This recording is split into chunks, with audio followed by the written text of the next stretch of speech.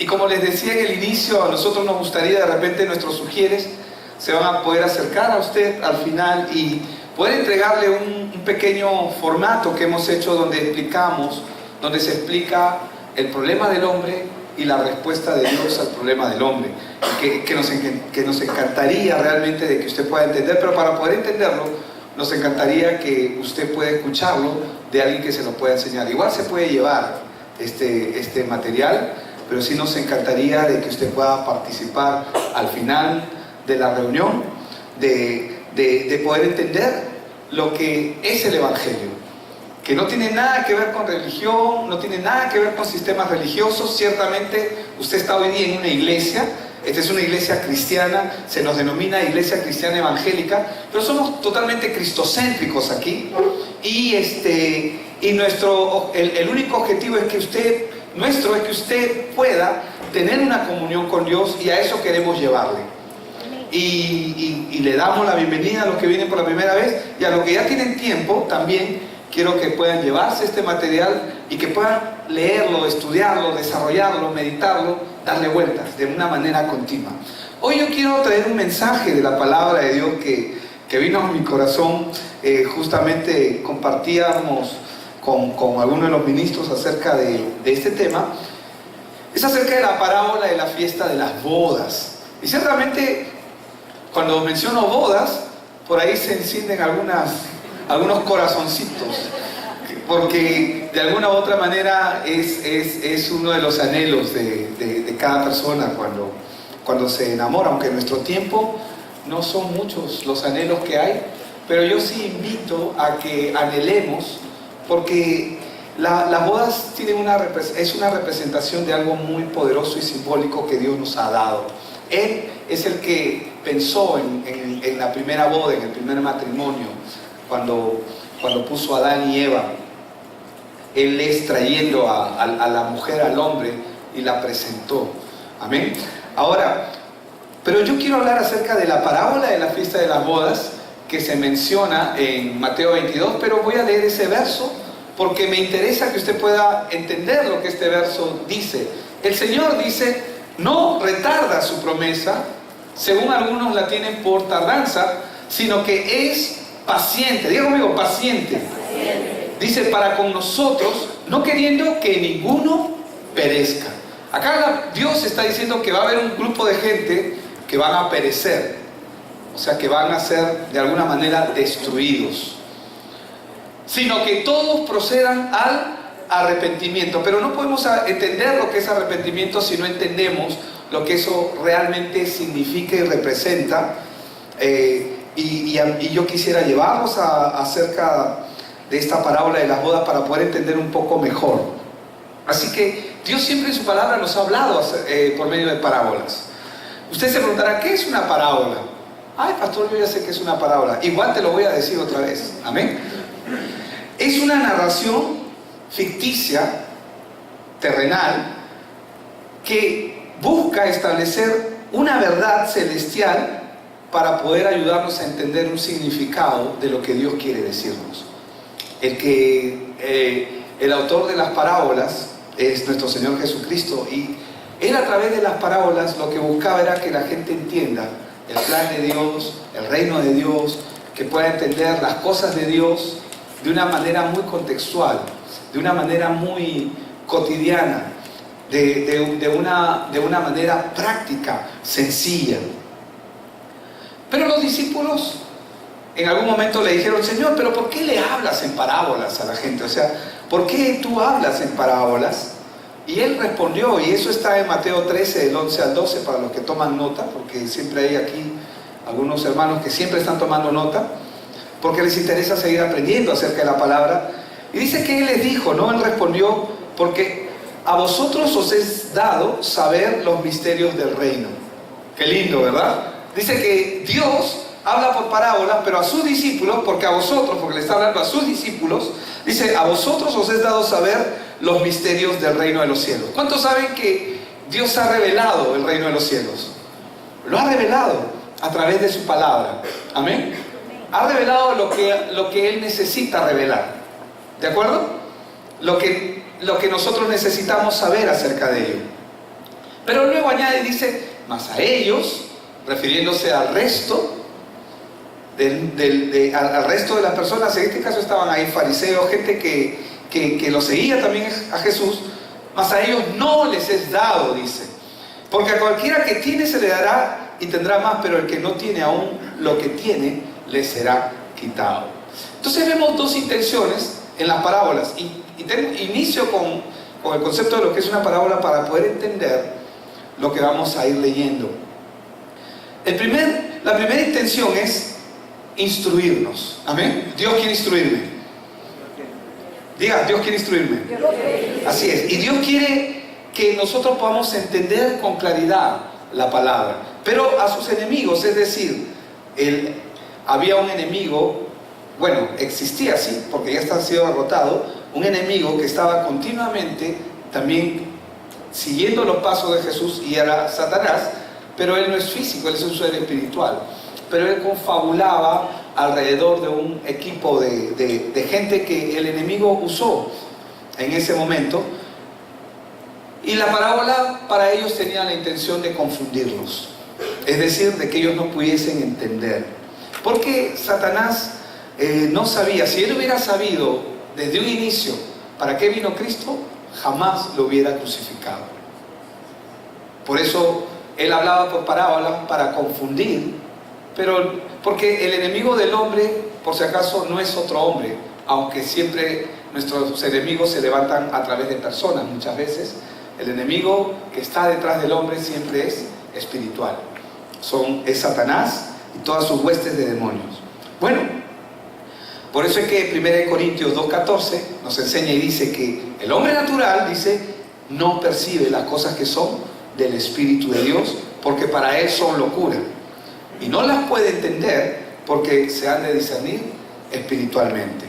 Entonces, ¿quién es el que nos muestra? En ese momento Jesús les instruía a sus discípulos y les enseñaba el significado de las parábolas. Hoy quien nos enseña el significado de las parábolas es el Espíritu mismo de Dios, el Espíritu de verdad, el Espíritu de consolación, el Espíritu que nos dirá las cosas que tenemos que hablar. Él nos guiará a toda verdad, Él nos va a mostrar las cosas. Amén. Por eso es que cuando usted quiere leer la palabra, así como cuando los discípulos estaban con Jesús y le decían, Señor, explícanos, usted tiene que pedirle al Espíritu Santo, explícame esta parábola. Amén. ¿Cuántos lo van a hacer? Amén. ¿Cuántos ya lo hacen? Amén. Gloria a Dios. Entonces, esta parábola fue parte de la enseñanza de nuestro Señor Jesucristo, y vamos a ver acá una vez más que siempre el Señor está mostrando la incapacidad del ser humano y la necedad del ser humano de querer llegar por su propia forma a Dios y de querer hacer las cosas a su manera. Yo quiero que usted sepa algo: en el reino de Dios, en el cristianismo, en el evangelio, las cosas no se hacen a mi manera, se tienen que hacer conforme al plan de Dios. Dios lo tiene todo planificado. Así que esta palabra también se aplica para nuestro tiempo, lo que vamos a leer, y vamos a ver cómo mucha gente tiene oídos para oír y otros tienen oídos pesados. Y le pasa muchas veces, ¿no? Muchas veces que cuando mi pastor estaba compartiendo, yo estaba sentado así en primera fila, como ustedes están sentados, y me dormía. Pero eso no pasa acá, ¿eh? Y me dormía y me quedaba. Y de repente venía una modorra y venía algo y como que los ojos pesados, ¿no? Si usted tiene eso, póngase de pie, amén. No le vamos a decir nada, usted se puede parar a los costaditos, pero no deje de escuchar la palabra.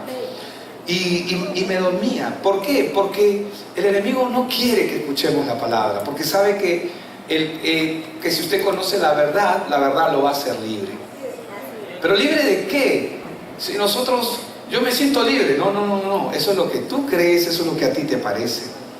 Entonces, quiero que vayamos a Mateo capítulo 22 y voy a leer desde el verso 1 al verso 14. Y dice: respondiendo Jesús, les volvió a hablar en parábolas, diciendo: el reino de los cielos es semejante, dice, y él está hablando, el reino de los cielos es semejante a un rey que hizo fiesta de bodas a su hijo. Qué precioso. Y envió, dice, a sus siervos a llamar a los convidados a las bodas. Mas estos no quisieron venir. Volví a enviar a otro siervo diciendo: decid a los convidados: he aquí, he preparado mi comida. Mis toros y animales engordados han sido muertos y todo está dispuesto. Diga conmigo: todo está dispuesto. Qué lindo, ¿verdad? Todo está ya hecho.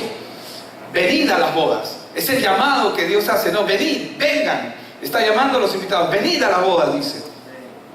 Mas ellos, sin hacer caso, se fueron uno a su labranza y otro a sus negocios, y otros tomándose a los siervos, los afrentaron y los mataron, dice.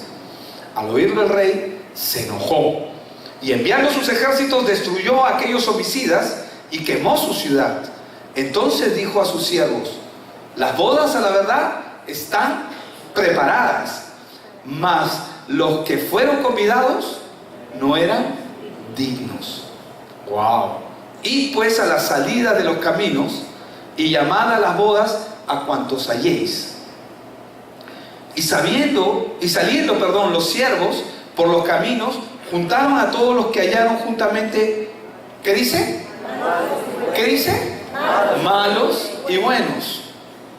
Y las bodas fueron llenas de convidados malos y buenos. Amén. Esto es importante poder aclararlo. ¿Por qué? Porque el reino de los cielos, hay gente que dice: no, yo tengo que ser bueno para entrar al reino. No, hay mucha gente que ha sido perversa en la tierra. Digo ha sido, porque ha dejado de ser. Cuando viene Dios a su vida, los transforma. Amén. Y van a estar en el cielo. Van a disfrutar de Dios. Y parecería injusto, pero no. Es que Dios llama a buenos, a malos y... Amén. Gloria a Dios. Porque esos son conceptos que el mundo ha creado. Pero eso no lo voy a explicar ahora. Pero el punto es que... Y entró el rey para ver a los convidados. Quiso verlos. Amén. Quiso verlos. Y vio allí a un hombre, dice, que no estaba vestido de boda. Y le dijo: amigo, ¿cómo entraste aquí sin estar vestido de boda? Mas él enmudeció, dice la palabra. Entonces el rey dijo a los que servían: atarle de pies y manos y echarle en las tinieblas de afuera. Allí será el lloro y el crujir de dientes, porque muchos son los llamados y pocos los escogidos. Padre, te damos gracias porque tu palabra es preciosa, es real, es viva, es eficaz. Pero permite, Señor, que esta palabra no solamente quede en nuestra mente como un conocimiento natural, sino permite que verdaderamente esta palabra, Señor, pueda bajar a nuestro corazón y poder, Señor, disfrutar y entender la transformación que tú quieres provocar en cada uno de nosotros como resultado de tu palabra en nosotros. Gracias en el nombre de Jesús. Amén. Entonces, para poder entrar un poco en contexto, yo tengo que explicar esto. Y las costumbres judías del siglo I, de esa época, consistían primero en que el padre del novio era el que se encargaba de todo el evento. Él se encargaba y asumía todos los gastos relacionados con la boda y con el banquete. Así era en esa época, ¿no? Quizás esto no, ahora pues en nuestros tiempos se comparten gastos, ya eso no, ya nadie practica eso, pero en esa época así era. El padre asumía todos los gastos, él era el que se hacía cargo de todo el evento porque mi hijo se va a casar. Yo soy su padre y como su padre, estoy solamente haciendo una paráfrasis ahí, yo como su padre voy a asumir todo por mi hijo. Amén. Y si la persona pertenecía a una familia adinerada o aún más, a una realeza, era parte de una familia de nombre, como es el caso de nuestro Dios. Él es el Rey de los cielos y de la tierra y de todo el universo, con mucha más razón. Entonces, ellos no solamente tenían por costumbre asumir todo el gasto, sino que también proveían una prenda especial. Es decir, una ropa a la persona que era invitada. Esa ropa, esa persona debía venir a la boda, el día de la boda, debía venir vestido con la vestidura que el rey le había dado. ¿Amén? ¿Estamos ahí? Entonces, esta prenda era otorgada por el rey. ¿Amén? Por el padre. Ahora, el rechazo a vestir esta pieza de ropa era un insulto al padre del novio. Y podía ocasionar que esa persona invitada fuera inmediatamente expulsada. ¿Qué es lo que vimos en la historia, verdad? Vimos en la historia que el Señor está narrando, el Señor Jesucristo es el que está narrando esta historia. Él está haciendo, es una parábola para mostrarnos una verdad espiritual. ¿Cuál es el propósito de la parábola? Mostrarnos una verdad espiritual con un símil, ¿no? Con una semejanza de un evento natural. Ahora, eso también podía servir para identificar a las personas invitadas. ¿Cuántos colones hay ahora en las fiestas, no? Pero yo creo que está de más el comentario. Pero evitar intrusos y gente extraña era también otro de los propósitos, ¿no? Extraños a la fiesta, para que solamente estén los que habían sido invitados. Ahora, entender el simbolismo y entender lo que esta parábola nos quiere mostrar nos va a poder ayudar a nosotros a caminar correctamente dentro de los planes de Dios y del Evangelio, que es lo que que es la razón por la cual todos venimos aquí. Este lugar, por si acaso, hermanos, sí es un lugar bonito, usted tiene aire acondicionado, mientras afuera están están con un calor increíble. Pero este lugar no es solamente para que usted encuentre un lugar bonito, apacible. Esas comodidades están para que usted pueda disfrutar de la palabra. Amén. No para que se me duerma. ¿Hay alguien dormido? No, muy bien. Gloria a Dios. Gloria a Dios. Entonces, pero este lugar es un centro de entrenamiento. ¿Por qué? Porque nosotros venimos aquí, ¿para qué? Venimos aquí para ser instruidos en la palabra, pero para sacar afuera lo que hemos aprendido, exteriorizarlo. Y si tú eres cachorrito, por decirte de una manera, eres nuevito, recién vienes, tienes poco tiempo, entonces pégate a nosotros, pégate a un grupo de alcance, pégate, que alguien dile, oye, ¿puedes enseñarme esto? ¿De qué trata? Explícamelo. No importa si le des vueltas 1 y 2 y 3 y 4 y 5 veces. ¿Para qué? Para que tú puedas entender los planes que Dios tiene para tu vida. Pero este es un lugar de entrenamiento, amén. La palabra iglesia pareciera que significa estar hacia adentro, pero la palabra iglesia significa salir hacia afuera. Es decir, estamos aquí pero para salir hacia afuera, amén. Eclesía, para salir hacia afuera, anunciar este evangelio que es poderoso. Entonces, podemos ver claramente que el rey representa a Dios, ¿verdad? El rey de esta historia representa al Padre, representa a Dios.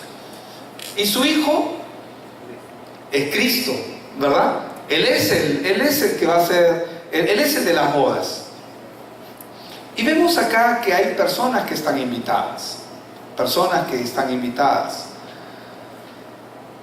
Pero ¿quién es la novia? ¿Quién es la novia de Cristo? La Biblia dice que es la iglesia. La iglesia es la novia, amén. Y si la iglesia es la novia, ¿te imaginas tú que una novia no puede entrar a su boda? No, es imposible, o sea, no podemos imaginarnos eso.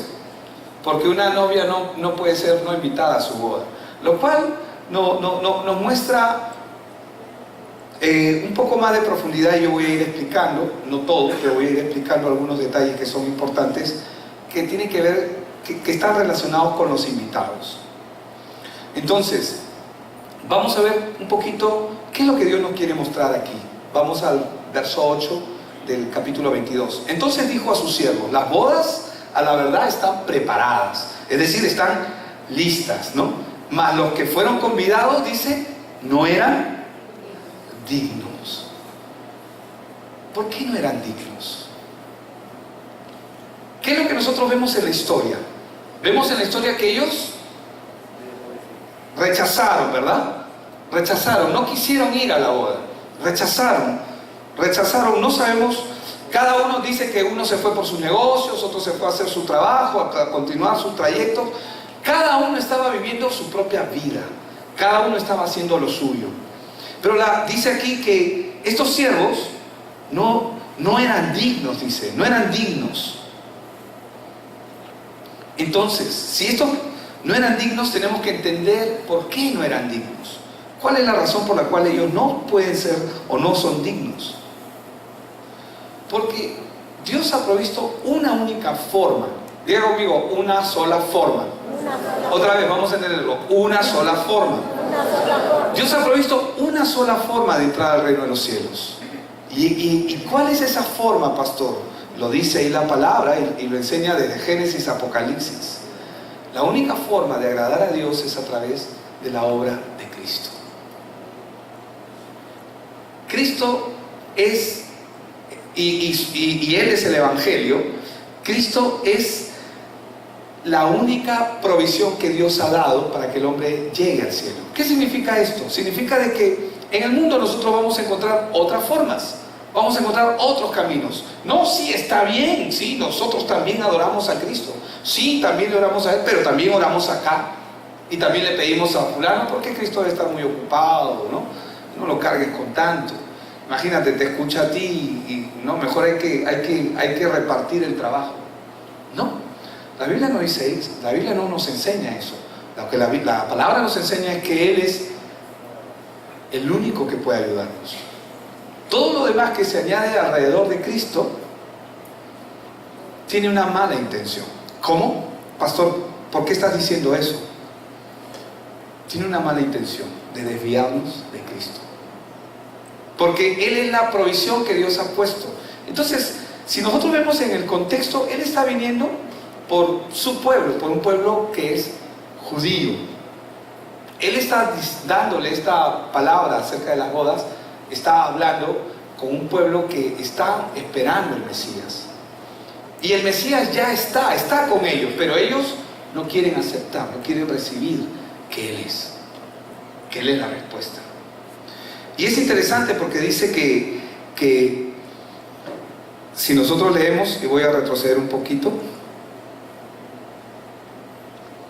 dice en el verso 4, primero dice en el verso 3 del 22, del capítulo 22, y envió a sus siervos a llamar a los convidados a las bodas, mas estos no quisieron venir. Y luego dice, volvió a enviar otros siervos. ¿De quiénes está hablando aquí la palabra? Aquí la palabra nos está hablando de los profetas, de los hombres de Dios que vinieron a anunciar que iba a venir un Salvador, que eran los que anunciaban la venida de que un día Cristo iba a venir. Pero Cristo está anunciado desde Génesis 3:15, que en teología lo llaman el protoevangelio, pero el evangelio está anunciado desde el inicio de la creación del mundo. Dios creó el mundo, el hombre pecó, inmediatamente Dios le dio la respuesta y anunció la venida de un Salvador, de un Cristo, cuando Él dijo que la simiente de la mujer iba a destruir la simiente de Adán, es decir, la condición en la que quedó Adán por causa del pecado. Entonces dice, volvió a enviar otros siervos diciendo, dice en el verso 4 del 22 de Mateo, decid a los convidados, he aquí he preparado mi comida. Y el Señor le está diciendo, mis toros y animales engordados han sido muertos y todo está dispuesto. Venid a las bodas. Él está llamando, Él está anunciando, Él está llamando. Mas ellos, sin hacer caso, se fueron, uno a su labranza y otro a sus negocios. Y otros, tomando a los siervos, dice, los afrentaron y los mataron. Que fue lo que comenzaron a hacer con los profetas, con los hombres que anunciaban a Dios de alguna manera. Porque la palabra profeta, ¿qué es? No es un loco que viene y te dice qué es lo que va a pasar con tu vida en el futuro. No, porque eso es mucha gente que piensa que eso es un profeta. Pero un profeta es una persona que habla de parte de Dios. Pero si existe lo verdadero, también existe lo falso, ¿verdad? Y yo siempre doy este ejemplo, pero igual lo menciono. ¿Cuántos han visto un billete de $250? ¿Por qué no lo han visto? Porque no existe el verdadero. Solamente se falsifica lo falso. Entonces, si existen los profetas de Dios, también existen los falsos profetas. Y si los verdaderos son de Dios, ¿los falsos de quién son? del enemigo, de Satanás, del enemigo de Dios y enemigo del hombre. Entonces nosotros podemos ver acá con una claridad que el Señor está diciendo porque ellos no eran dignos. ¿Por qué no son dignos? Hermanos, si nosotros vemos la Biblia y comenzamos a estudiar con claridad la palabra, nosotros vamos a ver de que no existe nadie digno delante de Dios. Ninguno, ni tú ni yo, calificamos para ser dignos delante de Dios. Entonces, ¿por qué Dios está haciendo una evaluación y está diciendo no eran dignos? Porque lo único que dignifica al hombre es la obra de Cristo en su vida.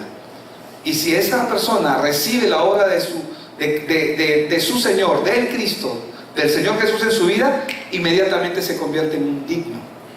Entonces, si Él está diciendo que ellos no eran dignos, ¿qué es lo que me está diciendo? Que ellos no recibieron el plan de salvación para sus vidas. No importa si fueron si pueden haber escuchado muchas veces, no lo recibieron. O sea, no recibieron al Cristo en su vida. Y es lo que estaba pasando con ellos, porque estamos hablando dentro del contexto histórico del siglo I, ojo. No estoy hablando aún de este tiempo, estoy hablando de ese tiempo. ¿Recibían a Cristo? No, querían matarlo. Porque, es más, lo acusaban de venir de Satanás o de ser un falso profeta, porque ellos tenían un celo por la palabra de Dios y ellos protegían, pero ellos no sabían que estaban involucrados en una religiosidad. Y la Biblia dice que estas personas no eran dignas. ¿Por qué no eran dignas? No eran dignas porque no estaban dispuestos a recibir la única solución que Dios le ha provisto para ellos. En el verso 9 del 22 vemos que Dios dice, ¿no? Y el Señor Jesús está enseñando: id pues a la salida de los caminos y llamad a las bodas a cuantos halléis. ¿A quién comienza a llamar? A todo el mundo. Ellos no lo reciben, comienza a llamar a todo el mundo. A cuantos halléis, dice. Y saliendo los siervos por los caminos, juntaron a todos los que hallaron juntamente, y ahí viene, ¿no?, la palabra malos y buenos. Y las bodas fueran llenos de convidados. Entonces, todos fueron invitados a las bodas. No importa si eres malo, no importa si es delincuente, no importa si es ladrón, todos han sido convidados. Todos han sido invitados. Y luego dice que entró el rey para ver. Amén. ¿Cuántos saben que Dios mira nuestro corazón siempre? Él está contemplando siempre lo que hay en nosotros. Entonces, Él no hizo distinción entre buenos y malos. ¿Sabe por qué Dios no hace distinción entre buenos y malos? Porque para muchas personas posiblemente pueda sonar mal lo que voy a decir, pero Dios vino por pecadores. Dios vino por la gente corrupta, por la gente perversa. Pero a veces nosotros pensamos que el corrupto y el perverso es el que hace lo malo, de una manera explícita, clara. No, todos somos malos delante de Dios. No existe ni uno bueno. Por eso Él vino por todos. Solamente que el que se cree bueno, cree que es bueno porque yo no mato, porque yo no violo, porque yo no robo, porque yo no miento.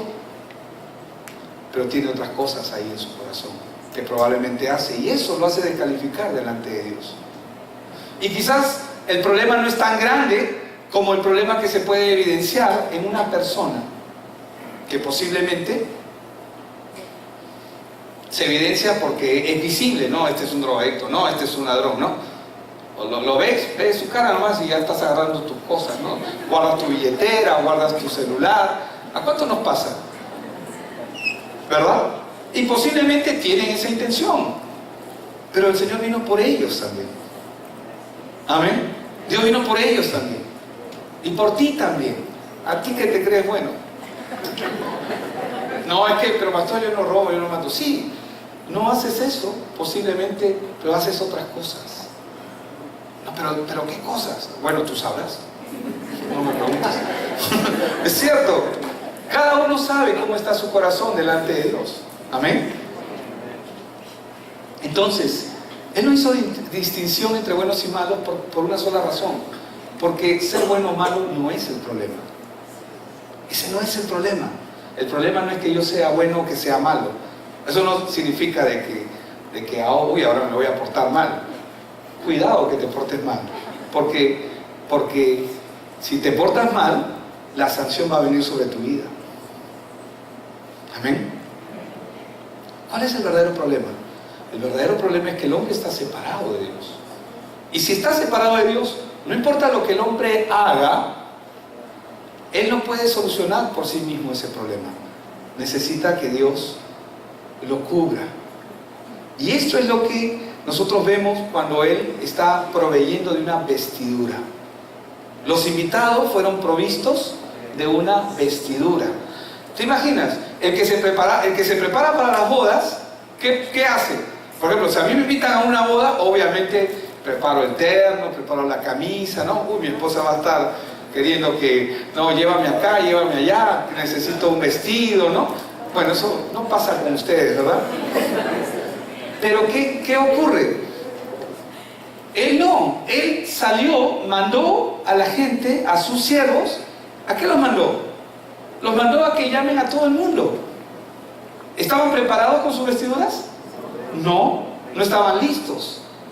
Por eso el rey les proveyó una vestidura. Pero pastor, entonces, ¿cuál fue la vestidura que Dios les proveyó a los judíos? Podríamos decir de alguna manera. Bueno, la ley era el cumplimiento de la ley los hacía aptos. Pero el detalle es que ninguno puede cumplir la ley. Nadie puede cumplir la ley. ¿Para qué? Porque la ley, dice la Biblia, que es el ayo, es decir, es la guía que nos hace mirarnos para poder mirar a Cristo y, Señor, ayúdame. Es la única forma. Entonces, ellos no estaban calificados, pero no eran dignos. Pero, ¿quién los hizo dignos? ¿De quién fue la obra de dignificarlo? ¿Quién les dio la vestidura? El Padre. El Padre les proveyó la vestidura. ¿Eran dignos? No eran dignos. Pero Dios les dijo, van a entrar a la boda, pero hay una prenda que ellos tenían que usar. Que obviamente lo sacamos del contexto histórico y del siglo I, pero en realidad no está así con esa claridad cuando hemos leído el verso, ¿no? Desde el 1 al 14 de Mateo 22. Pero lo que sí podemos ver es que el requisito para ingresar a la boda es la prenda. Ese es el requisito. Es la prenda de ropa para las bodas, porque estas representan la justicia de Dios por nosotros. Las vestiduras de Dios representan la justicia, porque ¿cuál es mi desnudez? Si yo he sido cogido, digamos, a mí me invitaron a la boda, estando yo en las calles, y me invitaron a última hora, no soy digno, estoy cochino, estoy sucio. ¿Cuál es mi condición? Isaías 64:6 lo dice. Si bien todos nosotros somos como suciedad, dice, y todas vuestras justicias como trapo de inmundicia. Y caímos nosotros como la hoja y nuestras maldades nos llevaron, dice, como el viento. Pero Dios proveyó una vestidura para nosotros. Es lo que Él está diciendo aquí. Isaías 61:10 dice, en gran manera me gozaré, dice en Jehová. Mi alma se alegrará en mi Dios, como hemos venido alabando cuando iniciábamos esta reunión. Porque me vistió con vestiduras de salvación. Me rodeó de manto de justicia. Amén. Como novio me atavió y como a novia adornada con sus joyas. Entonces, nosotros que podemos ver una claridad de que la justicia de Dios aquí está representada en la vestidura que solo Dios da, que solo Él puede proveer y que nos da la capacidad de ser dignos delante de Él. Ahora, el hecho de que un invitado sea echado a las tinieblas por no llevar puesto el vestido que Dios le había encomendado que lleve para las bodas, indica que estas personas invitadas también se les exige que estar con las vestiduras de salvación. Pero ellos no lo están haciendo así. ¿Por qué? Porque ese invitado, esa persona que está ahí, si podemos representarla de alguna manera, es una persona que está tratando de ganar su entrada al banquete vistiendo su propia ropa, con su propia justicia. ¿Pero qué es su propia ropa para Dios? Harapos, trapos de inmundicia. Eso es lo que es. Pero esa persona está tratando de entrar al reino de Dios, de entrar al banquete celestial al cual Dios lo ha invitado por sus propias obras.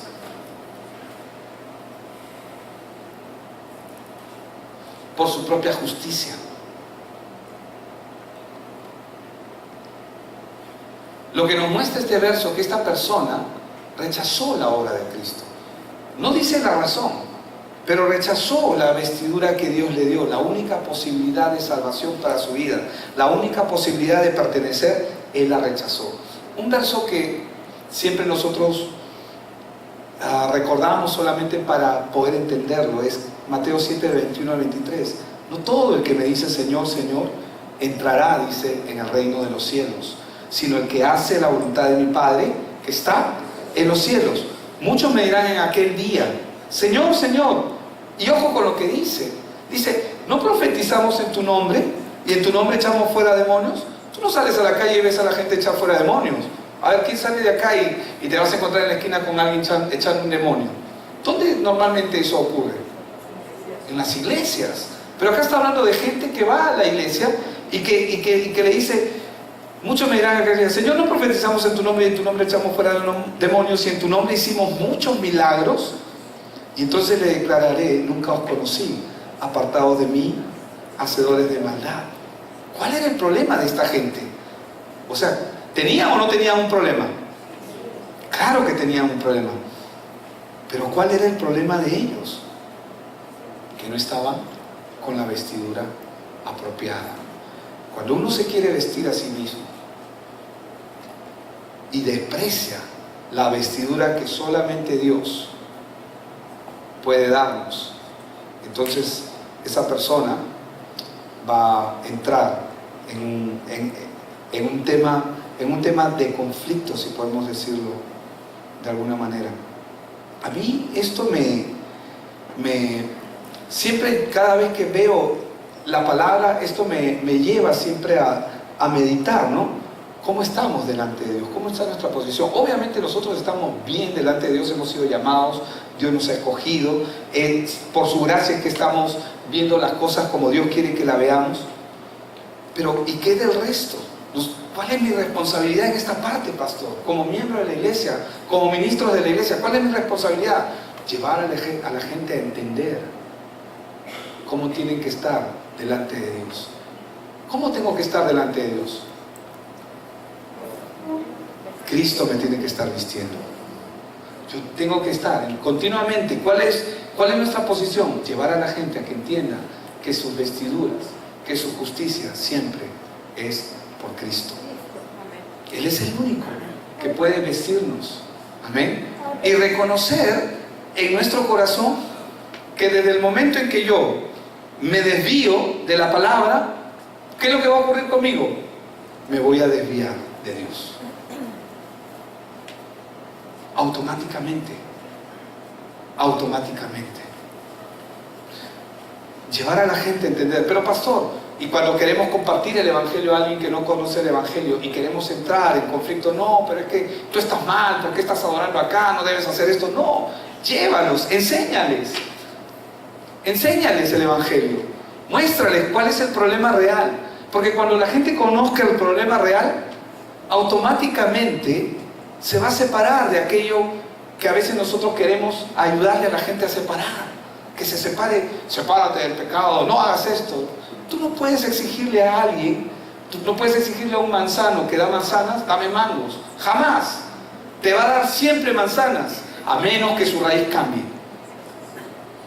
¿Y cuándo la raíz de esta persona va a cambiar? Cuando el evangelio entre a su vida.